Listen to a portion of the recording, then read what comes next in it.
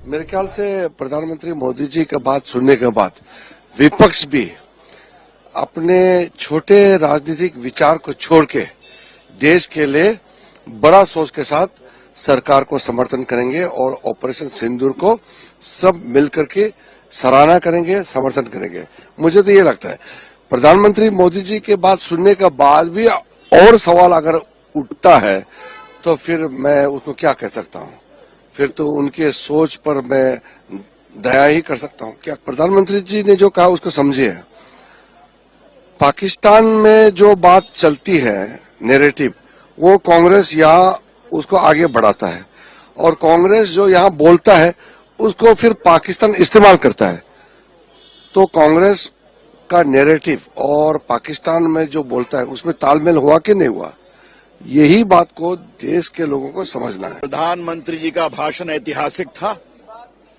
आतंकवाद पर भारत का पक्ष बहुत प्रभावी रूप से रखा।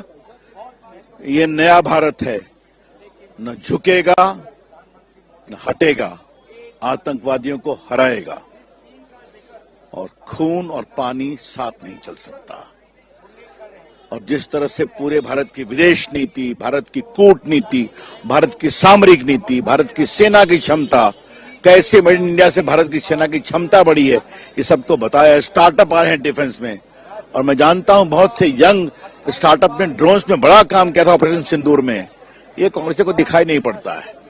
तो इस उदय भारत का जो एक संकेत है, उन्होंने साफ साफ कहा कि दुनिया में किसी का दबाव उनके ऊपर नहीं था, ये उन्होंने स्पष्ट कर दिया।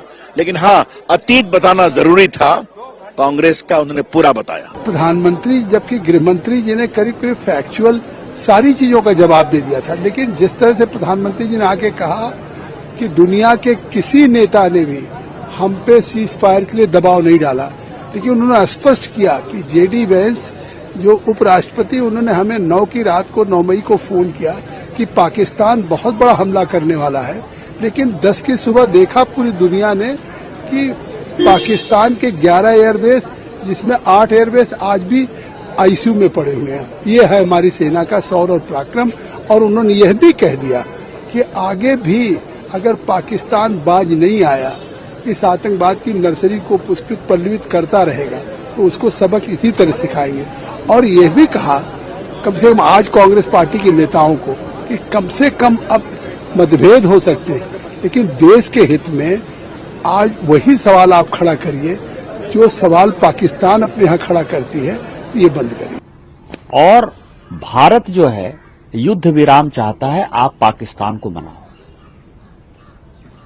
इतना बड़ा आत्मसमर्पण, इतना बड़ा झूठ, पूरा इतिहास 1971 का जो है इस एक चिट्ठी में जो है समाहित है कि इंदिरा गांधी ने जब लोगों को लगता था कि हम पाकिस्तान ऑक्युपाइड कश्मीर ले सकते थे, जो हमारा हिस्सा कश्मीर का